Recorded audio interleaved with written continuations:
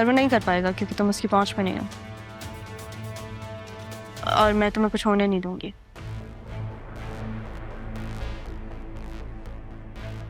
इसे ये लो, तुम्हारी जमानत के पेपर्स। जब तुम इस पे साइन करोगे तो हमारा निकाह होगा, और फरमान क्या, कोई भी तुम्हें कुछ भी नहीं कह पाएगा।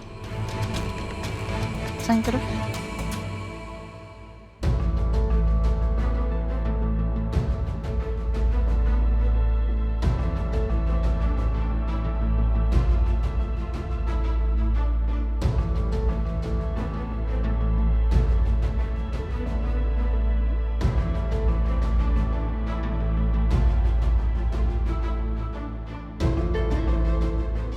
बस एक खुशी बाकी है।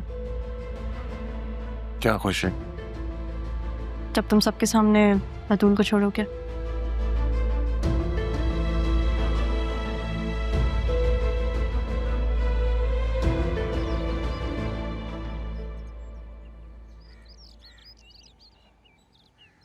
क्या बात है अरमान, जब से आए हो देख रही हूँ अजीब बेचैन हूँ, क्या परेशानी है?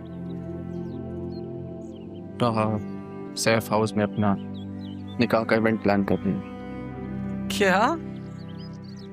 लेकिन क्यों? पता नहीं, जरियून को तो मैं कानूनी तौर पे देख लूंगा, लेकिन आसिया बेगम का तो अंदाजा आपको अच्छी तरह। वो पता नहीं राहा के साथ क्या करेंगी। ये बात मैं उसे कैसे समझाऊं? कोई जरूरत नहीं है तुम्हें कुछ समझाने की बेटा, पहले की बात और थी। वो खुद समझदार है। और रही बात आसिया बेगम की, वो तो खुद बहाना ढूंढ रही है तुम्हारी और बतूल की बात पक्की अनाउंस करने के लिए।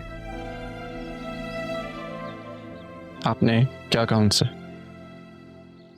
वही जो तुमने मुझसे कहा था, जो तुम चाहते थे।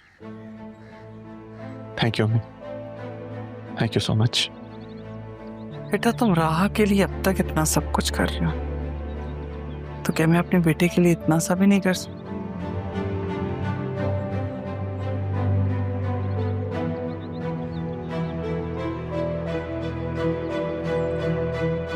तब जो भी फैसला करोगे ना, तुम्हारी माँ तुम्हारे साथ।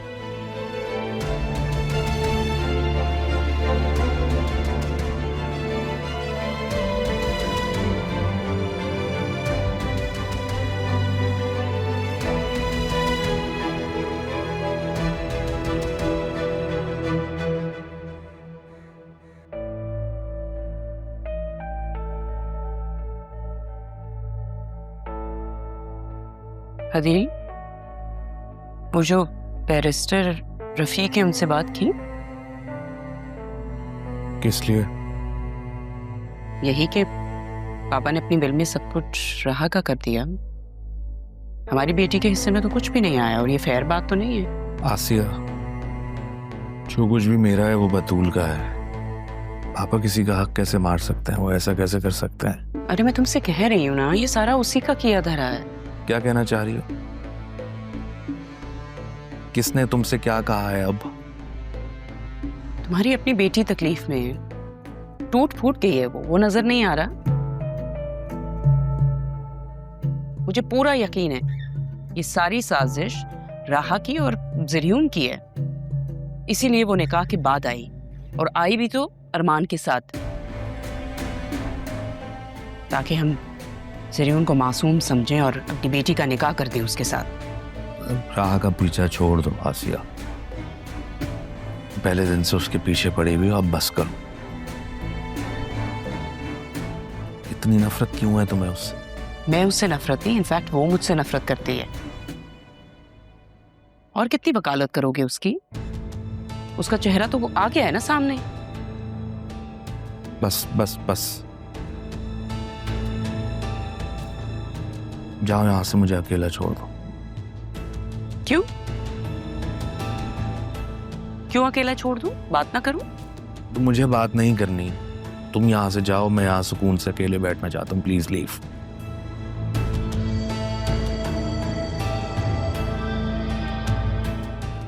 देखती हूँ मेरी बेटी की खुशियों को आग लगा के वो कैसे खुश रहेगी।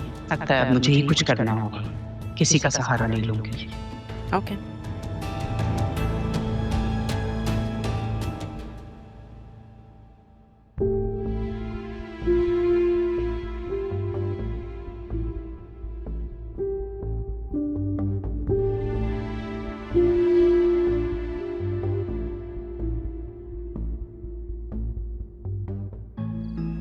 रमीज, याद रखना हमारी नजरें तुम पर ही है। जो कहा है वैसा नहीं हुआ तो वापस वहीं जाना होगा। नहीं नहीं, आप जैसा कहेंगे मैं वैसा करने की पूरी कोशिश करूंगा। हमें तुम्हारी कोशिश नहीं, काम चाहिए। देखो रमीज, तुम्हारी बेगम की वजह से तुम्हारा बहुत लिहाज कर रहे हैं, लेकिन जब तक हमारा काम नहीं हो जाता तुम्हारी बेगम हमारी मेहमान है।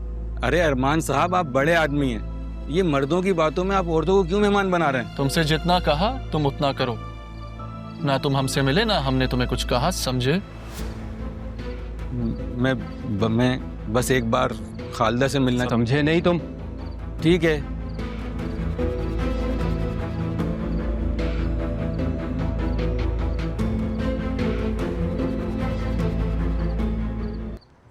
वैसे इंसान की ज़िंदगी में कुछ लम्हे ऐसे होते हैं जो उसकी सारी तकदीर बदल देते हैं। आज शायद वही लम्हा है। शाहजहान, मेरे ख्याल से तुम बोल रहे हो कि तुमने ही मुझे कहा था कि मैं ज़रियून से निकाह कर लूं। अब तुम मुझे प्रपोज कर रहे हो। हम दोनों जानते हैं कि उसकी हकीकत क्या थी, और एक हकीकत ये भी है कि मैं तुम्हें अपनी ज़िंदगी में चाहता हूँ, हमेशा के लिए। मैं हूं तुम्हारी जिंदगी में, लेकिन एज अ पार्टनर नहीं हो सकती।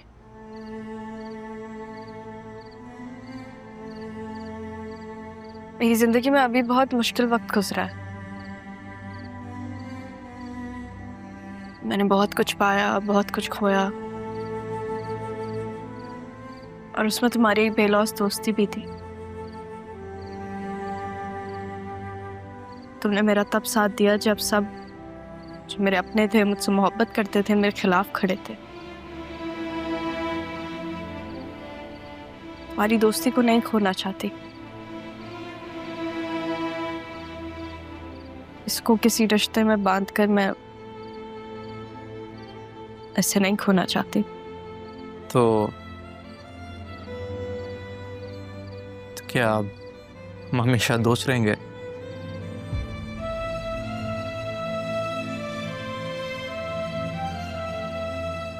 तुम अपनी पहली मोहब्बत को कभी नहीं भूल सकते ना, इसलिए तुम मुझे यहाँ लेकर आए हो जहाँ पे तुमने उसे प्रपोज किया था, है ना?